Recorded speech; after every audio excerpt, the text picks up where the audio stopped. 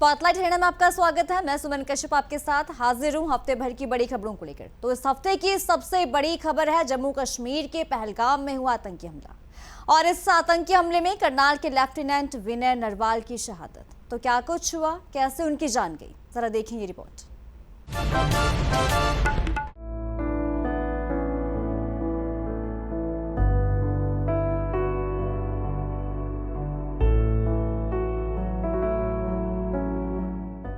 हिमानी के हाथों से मेहंदी का रंग भी नहीं उतरा था। महज 6 दिन पहले शादी हुई थी और हनीमून के लिए पहलगाम गए थे, लेकिन पहलगाम में आतंकी हमले में उनका सुहाग छिन गया। हमले की तस्वीरें और यादें हिमानी के जहन में तमाम उम्र नहीं मिट पाएंगी। दरअसल जम्मू कश्मीर के पहलगाम में आतंकी हमले में हरियाणा के करनाल के लेफ्टिनेंट विनय नरवाल भी आतंकियों की गोलियों का शिकार हो गए। विनय नरवाल शहर के सेक्टर 7 के रहने वाले थे। गौरतलब है कि उनकी शादी 6 दिन पहले हुई थी और 2 दिन पहले ही परिवार ने उनकी रिसेप्शन की थी। अहम बात है कि हमले के बाद सबसे वायरल तस्वीर जो है वो विनय नरवाल और उनकी पत्नी हिमानी की है। मिली जानकारी के मुताबिक विनय 2 साल पहले इंडियन नेवी में भर्ती हुए थे। 16 अप्रैल को रिसेप्शन के बाद वो 21 अप्रैल को हनीमून मनाने कश्मीर गए थे। घटना के बाद से ही उनके घर में सन्नाटा पसरा हुआ है और परिवार के कुछ सदस्य श्रीनगर के लिए रवाना हुए हैं। 26 साल के विनय मौजूदा समय में कोच्चि में तैनात थे। विनय नरवाल को आतंकियों ने छाती, गले और उल्टी बाजू के पास गोलियां मारी और उनकी मौके पर ही मौत हो गई। विनय के घर पर घटना के बाद आधी रात को कुछ लोग पहुंचे। हालांकि परिवार की तरफ से किसी से बातचीत नहीं की गई। इस बीच आतंकी हमले में मारे गए विनय नरवाल के दादा हवा सिंह नरवाल से मुख्यमंत्री नायब सिंह सैनी ने वीडियो कॉल के जरिए बात की और परिवार के लोगों को सांत्वना दी। तो वहीं उनके दादा ने इसको लेकर सख्त कार्रवाई किए जाने की मांग की, जिस पर सीएम ने कहा कि इस पर सख्त से सख्त कार्रवाई होगी। इस दौरान हरविंदर कल्याण, विधानसभा के अध्यक्ष और विधायक जगमोहन आनंद भी मौजूद रहे। आप लोगों से ये रिक्वेस्ट है, उनको सख्त से सख्त सजा दी जाए। हाँ, मैं मोदी जी से भी यही रिक्वेस्ट करता हूँ कि इस उग्रवाद को खत्म करवाओ किसी तरीके, नहीं तो आज मेरा पोता गया, कल को किसी और को जाएंगे। तो आप लोगों की दुआ है। जम्मू कश्मीर में जो हमारे सैलानी थे, टूरिस्ट परिवार सहित घूमने के लिए जाते थे, जो कायरतापूर्ण एक योजनाबद्ध तरीके से वहां हमला हुआ है वो दुर्भाग्यपूर्ण है। उसकी जितनी निंदा की जाए उतनी कम है। आदरणीय अमित शाह जी रात ही श्रीनगर में पहुंच गए थे। जो परिवारों को वहां दुख हुआ है, जिन परिवारों के लोग गए हैं, उनके साथ सरकार पूर्ण रूप से खड़ी है इस दुख की घड़ी में। मैं परमपिता परमात्मा से ये प्रार्थना भी करूंगा कि उन दिवंगत आत्माओं को अपने श्री चरणों में स्थान दे और जो ये गहरा दुख हुआ है उसको सहन करने की शक्ति दे। परंतु जो लोगों ने ये कायरतापूर्ण इस घटना को अंजाम दिया है वो कोई बचेगा नहीं। उनके खिलाफ सख्त कार्रवाई, और ऐसी कार्रवाई कि आगे भी व्यक्ति मुंह उठाता हुआ सोचे 4 बार कि अगर मैं कोई काम करूंगा तो मेरे साथ ही अंजाम होगा। वो कार्रवाई उनके खिलाफ वो होगी। आपको बता दें, विनय नरवाल करनाल के सेक्टर 8 के निवासी हैं, जबकि उनके दादा पुलिस विभाग से रिटायर हैं। उनमें देशभक्ति का हमेशा से ही जज्बा रहा था। मीडिया से बातचीत में हरविंदर कल्याण ने कहा कि इस मामले को लेकर केंद्र सरकार बेहद सख्त है। आतंकवाद को खत्म करना जरूरी है और इस पर सख्त से सख्त कार्रवाई होगी। उन्होंने इस घटना की कड़ी निंदा की। माननीय गृह मंत्री कश्मीर में है, माननीय मुख्यमंत्री, माननीय प्रधानमंत्री जी वो भी अपना विदेशी दौरा बीच में छोड़कर रात को पहुंच चुके हैं, और माननीय मुख्यमंत्री ने भी अभी परिवार मैं विनय के दादाजी के साथ बात की है। हम सब वीडियो कॉल से हम सभी इस दुख की घड़ी में परिवार के साथ हैं और सरकार अपने स्तर पर कदम उठाएगी।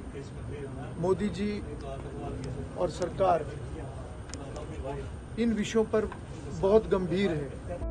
आपको बता दें कि विनय नरवाल की कुछ दिन पहले शादी हुई। 21 तारीख को वो जम्मू कश्मीर के लिए रवाना हुए थे।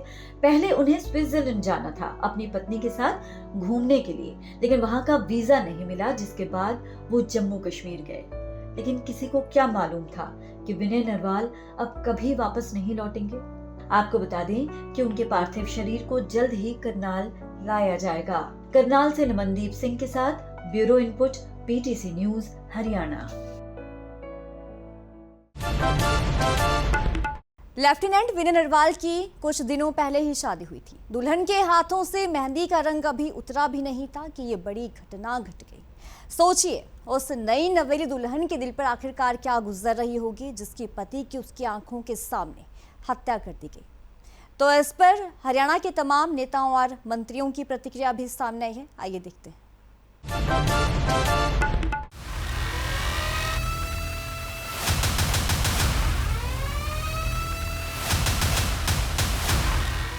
उनको ऐसा करारा जवाब दिया जाएगा कि ना तो ये कभी इस प्रकार का करने का साहस कर सकेंगे, ना इनको भेजने वाले कभी इसके बारे में सोच भी सकेंगे। क्रम करके हमारे नियत लोगों को जो इस्लाम के नाम पर बलि चढ़ाए हैं उनको बख्शेंगे नहीं।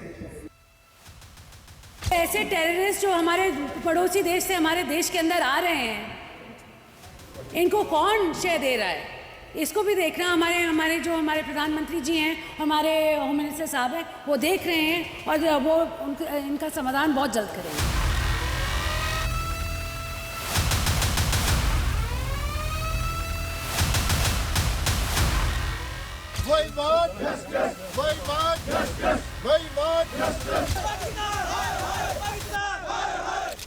कश्मीर के पहलगाम में मंगलवार को आतंकवादियों द्वारा सैलानियों के कत्लेआम की घटना को लेकर पूरे देश और विदेश में बसे भारतीयों में काफी रोष देखा जा रहा है, जिसके चलते देश के कोने कोने में आतंकवाद के खिलाफ विरोध प्रदर्शन किया जा रहा है। फरीदाबाद में भी विभिन्न संस्थाओं के प्रमुख और गणमान्य लोगों ने जहां आतंकवाद के खिलाफ नारेबाजी की, वहीं उन्होंने मीटिंग करके शोक प्रस्ताव पारित किया और दिवंगत सैलानियों को श्रद्धांजलि दी। साथ ही उन्होंने मोदी सरकार से अपील की कि जिन्होंने भी इस वारदात को अंजाम दिया है और जिस आतंकवादी संगठन ने इसकी जिम्मेदारी ली है, उसे जड़ से खत्म करके सबक सिखाया जाए और बदले की कार्रवाई की जाए। बड़ी बर्बरतापूर्व से उन्होंने जो 26 हमारे हिंदुओं को किलिंग टारगेट किया गया, हिंदू का नाम पूछकर, उनकी जाति पूछकर, और उनके बाद जब उनको मौत के घाट उतारा गया, उससे पहले उनसे कलमा पढ़ाया गया।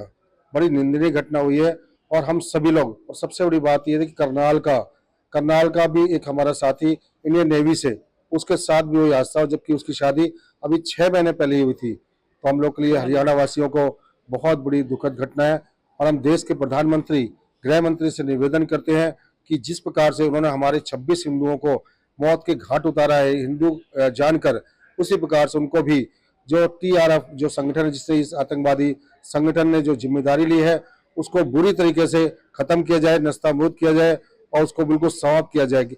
उनको एक एक को चुन चुन कर मारा जाए। भारतीय सरकार से हम लोग निवेदन करते हैं। अब आइए देखते हैं हरियाणा से किन किन मंत्री नेताओं ने इस हमले पर क्या कुछ कहा है। सबसे पहले बात करते हैं केंद्रीय मंत्री मनोहर लाल खट्टर की, जो कि हरियाणा के पूर्व मुख्यमंत्री भी हैं। उन्होंने विनय नरवाल के परिवार से बात की, उनके दादा से बातचीत कर केंद्रीय मंत्री ने सांत्वना दी। उन्होंने कहा कि सरकार सख्त कार्रवाई भी करेगी। आपको बता दें कि जानकारी मिल रही है कि मुख्यमंत्री नायब सिंह सैनी और भाजपा के प्रदेशाध्यक्ष मोहन लाल बड़ौली शाम को विनय नरवाल के अंतिम संस्कार में भी पहुंच सकते हैं। उनके थ्रू बात की है और शोक संतप्त परिवार को, उनके दादाजी को सांत्वना दी है और कहा कि दोषियों के खिलाफ भारत की सरकार कड़ी से कड़ी कार्रवाई करेगी। वहीं मुख्यमंत्री नायब सिंह सैनी ने भी करनाल के सपूत लेफ्टिनेंट दिवंगत विनय नरवाल के परिवार से बात की और उन्हें ढांढस बंधाया। नहीं है, आप लोगों से ये रिक्वेस्ट है, उनको सख्त से सख्त सजा दिलाओ। हाँ जी, मैं मोदी जी से भी यही रिक्वेस्ट करता हूँ कि इस उग्रवाद को खत्म करवाओ किसी तरीके, नहीं तो आज मेरा पोता गया, कल को किसी और को जाएंगे। तो ये आप लोगों से यही दिला है। राज्यसभा सांसद कार्तिकेय शर्मा ने पहलगाम की आतंकी घटना को निंदनीय और अमानवीय बताया है। उन्होंने कहा कि घटना को अंजाम देने वालों को कतई बख्शा नहीं जाएगा, उन्हें उसका मुंह तोड़ जवाब मिलेगा। कार्तिकेय शर्मा फतेहाबाद के दौरे पर थे। उन्होंने कहा, दहशतगर्द घाटी में अस्थिरता पैदा करने का प्रयास कर रहे हैं। उनके मंसूबों को देश की सरकार कभी सफल नहीं होने देगी। घटना में मारे गए लोगों के प्रति उन्होंने संवेदना व्यक्त की और कहा कि उनके साथ पूरा देश खड़ा है। ये बहुत ही दुर्भाग्यपूर्ण बात है और मैं ये आपके माध्यम से कहना चाहता हूँ कि जिन भी परिवारों की, परिजनों की जान और माल का नुकसान हुआ है, हमारी प्रेरणा, प्रार्थना उनके लिए, उनके परिवार के लिए, परिजनों के लिए जाती है कि ऐसी मुश्किल की घड़ी में हम सब उनके साथ हैं, पूरा देश उनके साथ है। मंत्री अनिल विज ने आतंकी हमले को कायराना हरकत करार दिया है। साथ ही उन्होंने आतंकवादियों को भी एक सख्त चेतावनी दे दी है। देखिए, बहुत दुखदाई घटना है, पर मैं ये बताना चाहता हूँ कि ये अब नरेंद्र मोदी का भारत है। कहाँ होगा, कब होगा, कैसे होगा, ये तो मैं नहीं जानता, लेकिन एक बात जानता हूँ कि इनको ऐसा करारा जवाब दिया जाएगा कि ना तो ये कभी इस प्रकार का करने का साहस कर सकेंगे, ना इनको भेजने वाले कभी इसके बारे में सोच भी सकेंगे। रोहतक में शिक्षा मंत्री महिपाल ढांडा ने जम्मू कश्मीर में हुए आतंकी हमले को कायराना हरकत बताते हुए कड़ी निंदा की। ढांडा ने कहा कि जिन भी कायरों ने इस कुकृत्य को अंजाम दिया है, उनको कतई बख्शा नहीं जाएगा। कायरता इस प्रकार के छोटी हरकत और कुकृत्य कराती है। ऐसे निर्दयी राक्षस प्रवृत्ति के लोग जिन्होंने ये कुक्रम करके हमारे नियत्थे लोगों को जो इस्लाम के नाम पर बलि चढ़ाए हैं, उनको बख्शेंगे नहीं।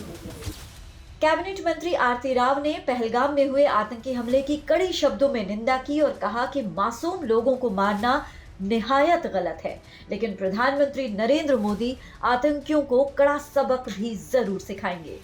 मैं बहुत ही दुखी हूँ ये देखकर कि हम अपने भारत में कहीं अपने छुट्टी पे जाते हैं और टेररिस्ट पहाड़ों से निकल के मासूम लोगों को मार देते हैं। हमें ऐसा नहीं होना चाहिए और मेरे को पूरा विश्वास है कि हमारे प्रधानमंत्री जी, माननीय प्रधानमंत्री जी और हमारे होम मिनिस्टर साहब बहुत अच्छा एक्शन लेंगे और देखिएगा कि कश्मीर वापस जो हम चाहते हैं, जो कश्मीर हमारे लिए बने, वो आने वाले वक्त में बनेगा। और ये टेररिस्ट की बहुत ही बुरी आने वाले वक्त में ये जो संख्या बढ़ती जा रही है, हम देख रहे हैं पिछले 3-4 महीने से कि संख्या टेररिस्ट की ज़्यादा बढ़ रही है, वो उनका मुकाबला पूरी तरह से करें।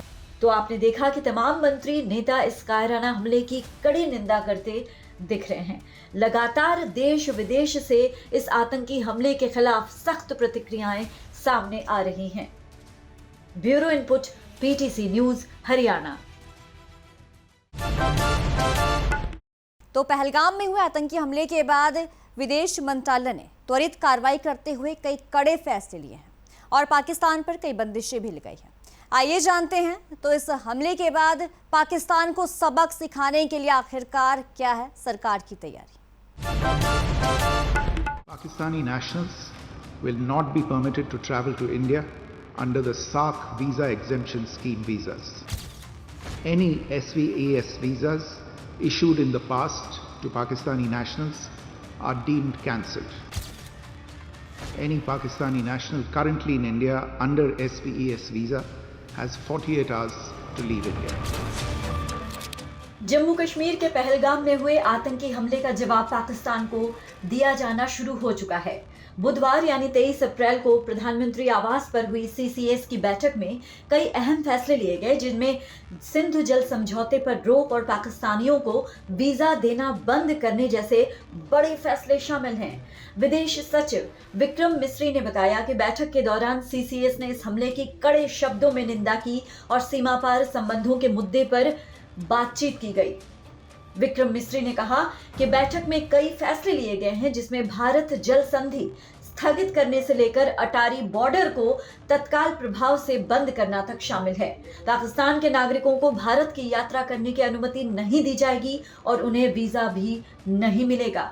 जो भी पाकिस्तानी भारत में हैं, उनके पास वापस जाने के लिए 48 घंटे का समय है। अब आपको बताते हैं सिलसिलेवार तरीके से कि सीसीएस ने क्या कुछ फैसले लिए हैं।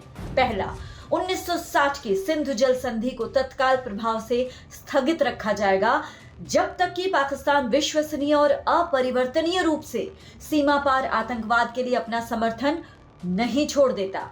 दूसरा, चेक पोस्ट अटारी को तत्काल प्रभाव से बंद कर दिया गया। जिन लोगों ने वैध समर्थन के साथ पार किया है, वे 1 मई 2025 से पहले उस रास्ते से वापस आ सकते हैं। तीसरा, सार्क वीजा छूट योजना SVES यानी वीजा के तहत पाकिस्तानी नागरिकों को भारत की यात्रा करने की अनुमति नहीं मिलेगी। पाकिस्तानी नागरिकों को अतीत में यानी पहले जारी किए गए किसी भी SVES वीजा को रद्द माना जाता है।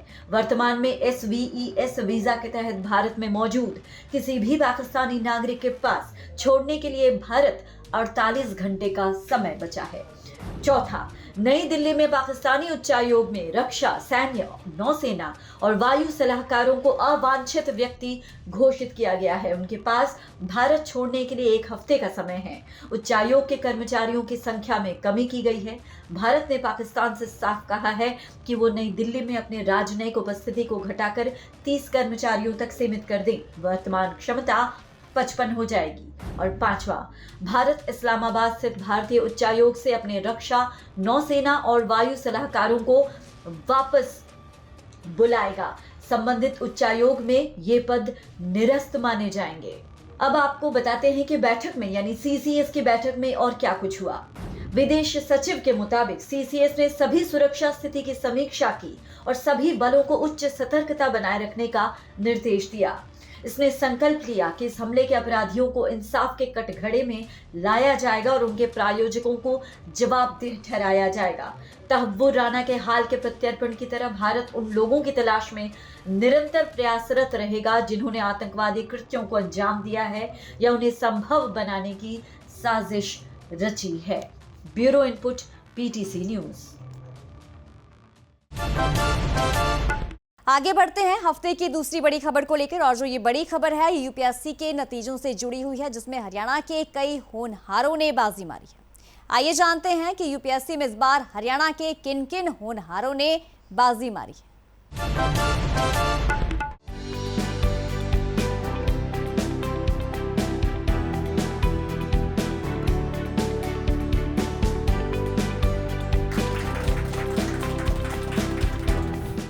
संघ लोक सेवा आयोग यानी यूपीएससी ने सोमवार को अपना रिजल्ट जारी कर दिया।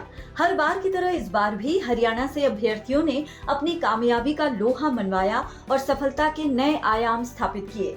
इस बार हरियाणा से 14 अभ्यर्थियों, जिसमें 10 लड़कियां और 4 लड़के शामिल हैं, सबने सफलता की नई इबारत लिखी।